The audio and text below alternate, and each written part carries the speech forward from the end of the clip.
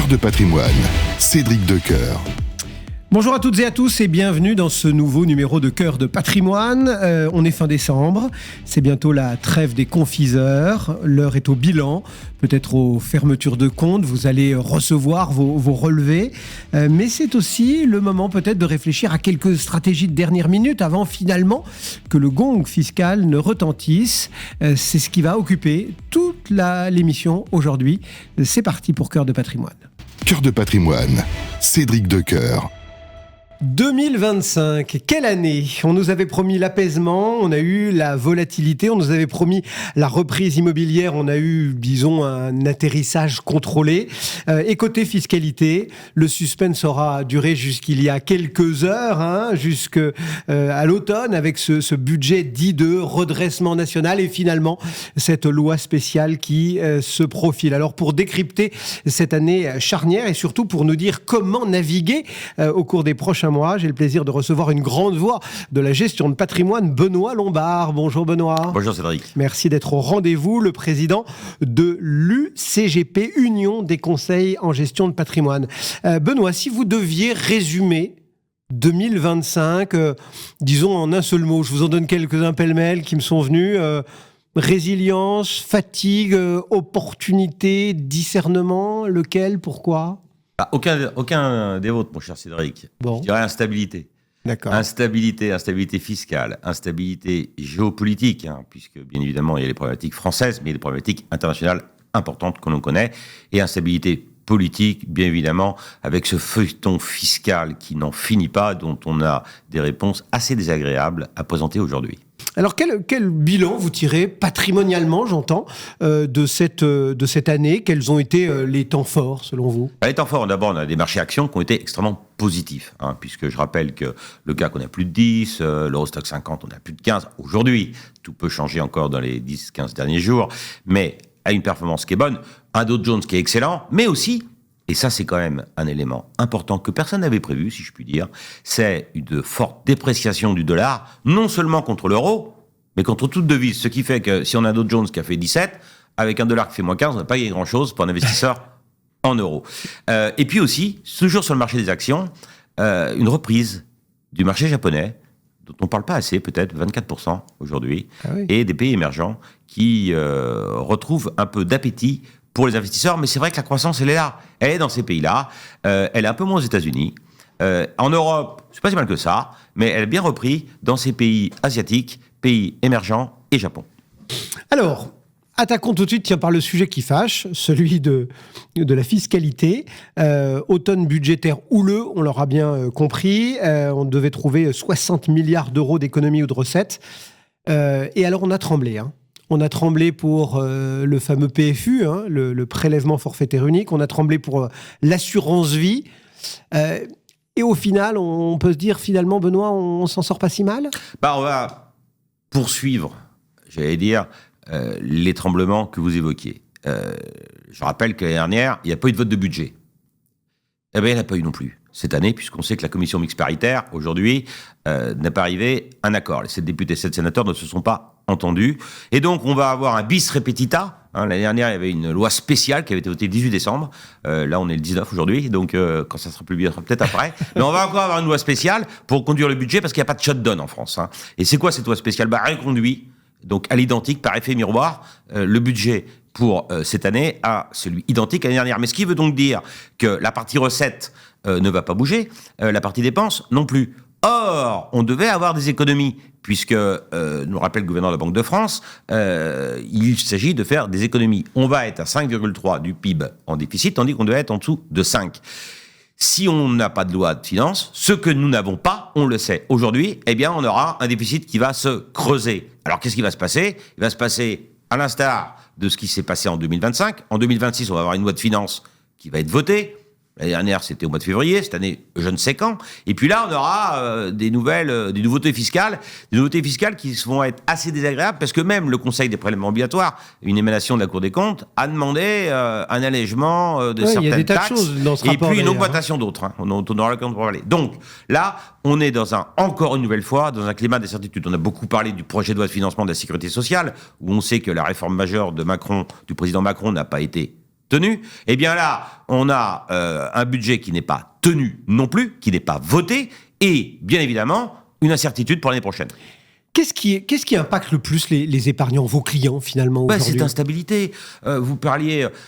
une des réformes depuis 2017 importantes, c'était quand même la flat tax. La flat tax, je rappelle qu'il y a 2 composantes. C'est 30%. Oui. Et on a voulu remettre la fiscalité à l'endroit. 30% pour les plus-values, 30% pour les revenus de capitaux mobiliers, 30% pour l'assurance vie qu'on retire. C'était simple, lisible. Mais cette flat tax, elle a connu 2 dégradations. Une, qui est la contribution exceptionnelle sur le revenu. Mais quand je parle de la contribution exceptionnelle sur les revenus, elle n'est pas exceptionnelle. Elle existe depuis 2012. Bon, donc ce qui fait que pour les contribuables les plus aisés... la CDRH, là... Enfin, attendez, c'est pas fini ça, on va en parler. La contribution différentielle, il y a l'exception, il y a la différentielle, il y a tout. De toute façon, là, du coup, l'inventivité fiscale est au rendez-vous. Ce qui veut dire que les 30% deviennent 34%, mais pire encore, on se souvient tous du film de Jean-Jacques Benex, 37,2 le matin, là c'est 37,2 tout le temps, puisque la contribution différentielle sur les revenus, c'est 37,2, dont on aura l'occasion de reparler, et qui a été votée cette année, en 2025, dans le cadre de février 2025 du budget. Mais pour avoir des rentrées fiscales cette année, eh bien, tous ceux qui doivent la payer, vous devez l'auto-liquider. Ouais. 95%, à hauteur de 95%, entre le 1er décembre et puis le 31 décembre. Il reste encore quelques jours. Il ne faut pas se tromper. C'est d'une complexité absolue. Donc, je vous fais grâce de l'équation qu'il faut essayer de résoudre, mais elle est compliquée. Et du coup, elle s'installe durablement, cette CDHR ? La CEHR, qui date de 2012, on est en 2025, elle a 13 ans. La contribution différentielle des revenus, effectivement, à mon avis, elle va être là pour un petit moment. D'autant plus que je rappelle que cette année, l'État, en 2026, l'État va être obligé de chercher 310 milliards d'euros. 310 milliards d'euros, 3 fois les rentrées fiscales de l'impôt sur le revenu, sur les marchés. Et également, 75 milliards d'euros d'intérêts de dette. 3/4 de l'impôt sur le revenu, des rentrées fiscales de l'impôt sur le revenu. Franchement, il va être temps de calmer, non pas les dépenses, la France est le pays qui a le plus fort taux de prélèvement obligatoire en Europe, mais il va être temps de calmer, pas les recettes, mais les dépenses, pardon. Ouais. Cadre fiscal qui se durcit, et vous avez rappelé ou parlé de ce Conseil des prélèvements obligatoires, qui a plein de propositions. Le rapport a quand même fait pas mal de bruit, c'était il y a quelques jours, entre guillemets.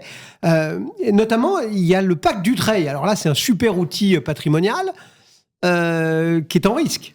Pacte Dutreil, je rappelle que ça permet de pérenniser les emplois, parce qu'on pérennise les entreprises.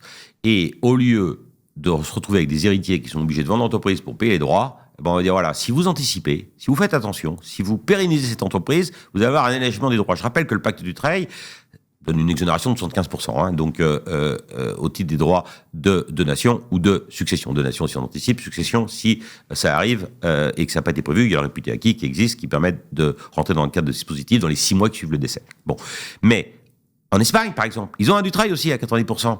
En Allemagne, ils ont des exonérations assez importantes. En Italie aussi. On serait le seul pays d'Europe qui taxe les entreprises, tandis qu'on va avoir le grand saut de génération, où je crois qu'on a plus de 500 000 entreprises qui doivent être vendues, parce que les dirigeants vont partir à la retraite, et donc ils vont arrêter de travailler. Alors, ils peuvent être actionnaires passifs, mais auquel cas, ça ne va pas incentiver, comme on dit, les nouveaux dirigeants. Donc dans les 10 à 15 ans à venir. Donc là, attaquer le pacte Dutreil, parce que c'est une économie fiscale, en réalité, si on l'attaque, ça va être une déperdition d'emplois. Alors voilà, donc ça c'est la question fiscale, on en a pas. Mais il y en a d'autres sur le CPO. Le CPO, il dit aussi qu'il veut reformer l'assurance vie, je rappelle. Il veut alléger les droits de mutation à titre gratuit, mais il veut augmenter la taxation de l'assurance vie. Donc là, attention. Et puis, dans le CPO, il y a un truc qui est assez intéressant, c'est qu'on se rend compte que la charge fiscale, on l'oublie, la charge fiscale des particuliers, c'est 25%, ça retombe sur 25% sur la taxe foncière. Avec l'augmentation très forte qu'on a connue. Et donc ça touche tout le monde. Oui, il paraît qu'on avait supprimé la taxe d'habitation, mais on a doublé la taxe foncière. On a augmenté la taxe foncière. La nature a horreur du vide. Tiens, tant qu'on en est dans le foncier, parlons un peu de la pierre. 2023-2024, c'était plutôt le crash. 2025, on nous avait promis la stabilisation. Alors c'est vrai qu'on a vu les taux baisser, avec la BCE notamment. On est redescendu sur les crédits habitat. Ça respire un peu, mais on n'est pas passé sous les 3%. Qu'est-ce que vous en dites ? Est-ce que, du coup, le conseiller en gestion de patrimoine que vous êtes, il dit à ses clients, ouais, l'IMO, c'est toujours bien, bien, les prix suivent. Enfin voilà, comment est-ce que... Non, mais c'est vrai qu'il y a une stabilisation du marché. Il y a quand même des grandes disparités régionales. Les Français, ils adorent faut ça, distinguer. la pierre. Bien sûr, mais il y a des grandes disparités régionales. On est en manque de logement. On a une taxation quand même qui est très très lourde sur les revenus fonciers. Je rappelle qu'ils sont, eux, ils n'ont pas la flat tax. Ils sont pas 30%. Ils sont au barème progressif de l'impôt sur le revenu. Les LMNP, location meublée non professionnelle, là, il y a une réforme qui est Ils ont pris du plomb dans l'aile. Là, il faut réintégrer les amortissements que vous avez pratiqués le jour où vous vendez. Donc, on voit que la petite musique fiscale de progression de l'impôt est toujours présente. Donc, disparité régionale, disparité aussi selon qu'on est dans le bureau, selon qu'on est dans... Et on sait qu'à Paris, notamment, il y a une désertion des bureaux, quand même, on le constate régulièrement, alors qu'il suffit de se promener dans Paris pour voir le nombre de bureaux qui sont alloués. Donc, il y a une disparité aussi sur l'immobilier entre la province, Paris, le résidentiel, l'habitation et, bien évidemment, on l'a vu, l'entreprise, les bureaux. Mais c'est le moment d'acheter ou pas? Les taux. Parce que les taux, on sait qu'ils redescendront a priori pas sous les 30%. Ils sont un peu descendus quand même. Donc on a eu un pic et ils descendent en ligne, j'allais dire, avec la politique monétaire de la BCE, et on sait que les taux directeurs ont un peu baissé. Mais pour autant, il y a quand même des interrogations qui se posent sur cette fiscalité, sur aussi le coût de la pierre, le prix du foncier. Le prix du foncier, il est exorbitant, il est complètement décorrélé du revenu disponible. Il y a naturellement des dossiers des études qui sont faites sur ce sujet. Qu'est-ce qu'il faut gagner pour pouvoir vivre dans le centre urbain, non seulement de Paris, mais des grandes villes? Et donc là, à un moment donné, il y a un peu de surchauffe. Bon. Les SCPI, c'est... SCPI, il y a eu une crise quand même. Ouais. On a l'impression, quand on entend les promoteurs de SCPI, que ça y est, c'est fini, c'est derrière nous. Qu'est-ce que vous en pensez? Les SCPI, c'est comme si vous disiez les SICA, parce que c'est intéressant. Il y en a tellement. Ouais, il y a tellement de... Non, il y a eu des fortes corrections. Il faut regarder les valeurs de constitution des SCPI. Il faut regarder la diversification. Il faut regarder les sous-jacents. Donc, est-ce que c'est du commercial? Est-ce que c'est de l'habitation? Est-ce qu'il y a là encore une vraie diversification? Et on peut trouver des SCPI qui retrouvent un attrait pour l'épargnant, justement, suite à cette décote importante qu'on connaît depuis 2 ans. Allez, on quitte la pierre pour l'assurance vie. Vous en avez dit un mot au moment de la fiscalité, mais c'est vrai qu'on entend pas mal de monde qui, quand on fait ce bilan, nous disent 2025, c'est une année exceptionnelle, avec une grande surprise, c'est le retour des fonds euros. On les avait dit oubliés, morts, et pourtant. Et oui, ils reviennent. Rappelons qu'en 2022, quand on a eu une crise obligataire importante, puisqu'on était entre moins 13 sur la dette des entreprises à 5 ans, à moins 18 sur les emprunts d'État à 10 ans, moins 18. Et malgré le fait que les fonds en euros détiennent 80% d'obligations, ils ont donné un rendement positif. Pourquoi? Parce qu'ils ne sont pas en marque to market, ils sont en marque to modèle. Et là, puisqu'on a eu des taux qui redeviennent attractifs pour les compagnies d'assurance, eh bien, ils donnent des bonus sur les fonds en euros. C'est pour ça, pour drainer de l'épargne. Mais quand même, malgré le fait qu'il y a ces bonus sur les fonds euros, malgré le fait que c'est une stabilité, 2100 milliards il y a en assurance vie en France, c'est énorme, une collecte phénoménale cette année, parce que j'ai regardé les chiffres ce matin pour préparer notre émission, on a 160 milliards de collectes depuis le début de l'année. À fin octobre, c'est les derniers chiffres, fin octobre 2025, c'est énorme. Mais malgré le fait que vous disiez que les fonds en euros avaient retrouvé de l'appétit, il y a 38% d'unités de compte. Donc il y a une vraie diversification. Et puis il y a aussi, indépendamment de l'assurance vie, avec un vrai succès, une collecte nette positive, puisque là je parlais de collecte brute, il y a le PER. Le PER, c'est quand même un formidable outil, 105 milliards d'euros, le plan d'épargne retraite. Quelques-uns qui n'auraient pas l'acronyme. Et je rappelle que jusqu'à la fin de l'année, on peut défiscaliser le montant qu'on met dans les PER, 15 milliards d'euros de collecte sur les 10 premiers mois de l'année, plus de 105 milliards d'euros empaquetés, si je puis dire, dans le PER. Et le PER, il y a aussi des fonds euros, mais il y a aussi des unités de compte. Et là, comme on a un temps long, il faut aller chercher du rendement ailleurs que sur un taux garanti.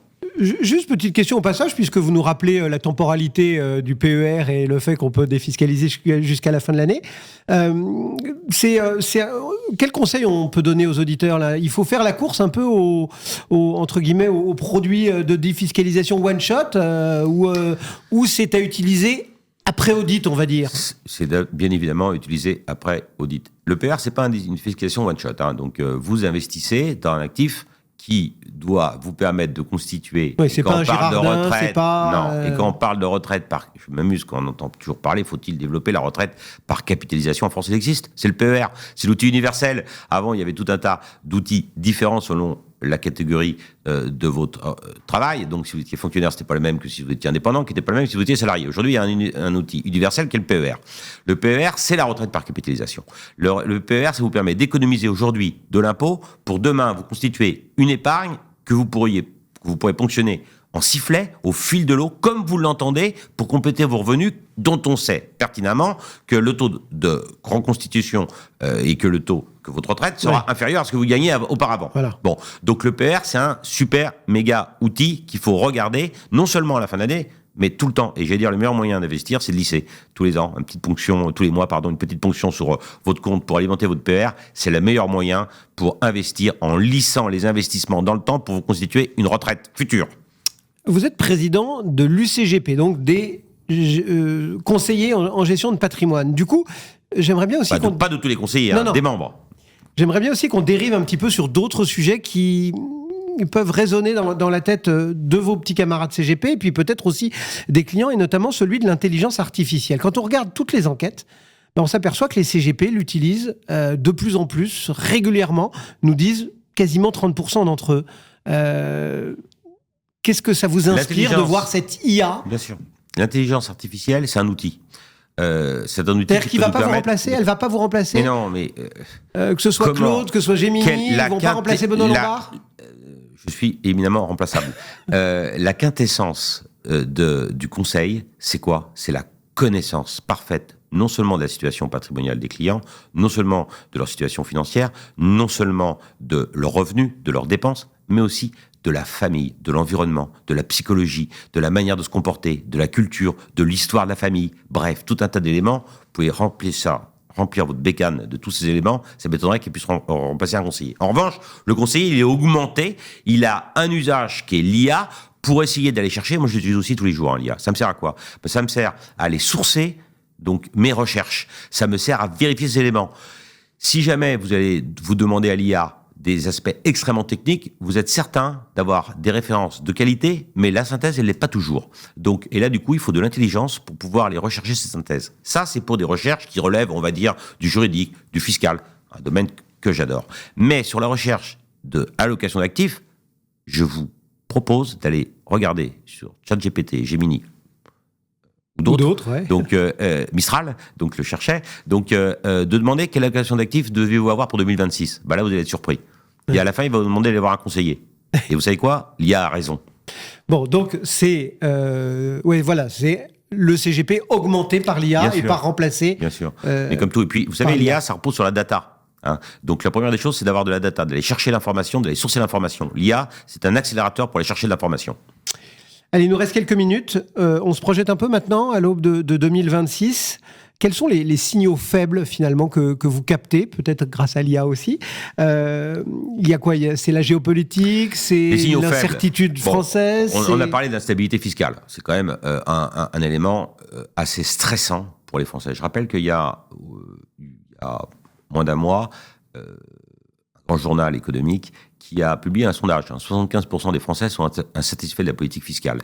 Ils estiment qu'elle est inéquitable. Ils estiment qu'il y a trop d'impôts, qu'il n'y a pas de lisibilité. Bref, ça ne va pas. Ça, c'est un premier point. Et nous, on est là, les conseillers, pour essayer de les aider dans ce méandre, dans cette complexité fiscale. Oui, parce que élection présidentielle et ou législative à venir, on reparlera fiscalité. On va avoir un budget, puisqu'il n'a pas été voté, on le sait aujourd'hui, qui va être présenté en janvier, février, qui va être voté. Mais je rappelle que les élections municipales, c'est le 15 mars prochain. Donc ça risque d'être un peu chaud entre la gauche et la droite. Et je ne parle pas des extrêmes. Donc ça risque d'être compliqué. Donc instabilité et naturellement pas de lisibilité à cause de ces élections municipales qu'on va avoir le 15 mars, où ça va se radicaliser. Deuxième point, la croissance, bien évidemment. On sait que la croissance, elle est prévue l'année prochaine en Europe, en France, à 1%. On anticipe un peu plus de 2. Donc 2,5, je crois, au niveau international. Donc cette croissance, elle fait qu'on n'est pas en décroissance, par hypothèse, et que donc, on a toujours des gisants de performance. Et là, encore, il faut être diversifié. Et la diversification sur le marché des actions, sur des valeurs refuges comme sur l'or. L'or, je rappelle, 140% de performance en 3 ans. Cette année, on a 64%, on est à 30%. Sur les cryptos. Donc, les cryptos, on pourra en parler, ça pourra faire l'objet d'une émission complète. Moi, j'aime bien drainer l'épargne de mes clients, drainer l'épargne des Français, militer pour alimenter l'économie réelle. Alors, c'est pas les cryptos, c'est les entreprises, c'est les PME, c'est nos ETI, c'est toutes ces entreprises qui ont besoin à la fois d'avoir de l'equity, des actions pour renforcer leurs fonds propres, mais aussi de l'obligataire. Et l'obligation corporate a toujours de l'intérêt, je crois, encore, malgré le fait que les taux ont un peu baissé. On va terminer un peu comme j'aurais aimé qu'on le commence. Je vous ai suggéré de commencer en retenant un mot, et puis vous avez disqualifié mes 4 propositions. Ah non, je ne suis pas disqualifié, j'en ai donné un autre. Mais voilà, pour conclure, juste votre message, le message de Benoît Lombard pour 2026. Diversifiez et diversifiez votre patrimoine. Ne soyez pas monolithique. Et puis soyez aussi assez malin pour essayer de vous projeter. Et c'est quoi les meilleures des projections ? C'est l'anticipation. Anticipez vos projets, prenez le temps de la réflexion et puis suivez le plan que vous avez décidé à l'instant T. Parce que si on change de cheval trop souvent, eh bien la monture ne sait pas où elle va. Merci beaucoup Benoît. Benoît Lombard, donc, et l'Union des conseillers en gestion des conseils en gestion de patrimoine, dont vous êtes le président. Merci d'avoir dressé ce bilan sans concession de cette année 2025. Voilà, c'était Cœur de patrimoine, vous l'avez compris. L'année dernière, ou cette année qui se termine, c'est selon, aura été une année de résilience pour la gestion de patrimoine, fiscalité mouvante, immobilier convalescent, assurance vie de retour ou triomphante. Et 2026 s'annonce tout aussi passionnante avec un lot d'incertitudes, mais aussi d'opportunités pour qui sait s'entourer de bons conseils. Alors profitez bien des fêtes de fin d'année, prenez soin de vous et prenez soin de votre patrimoine. Cœur de patrimoine, une émission à réécouter et télécharger sur le site et l'appli Radio Patrimoine et sur toutes les plateformes de streaming.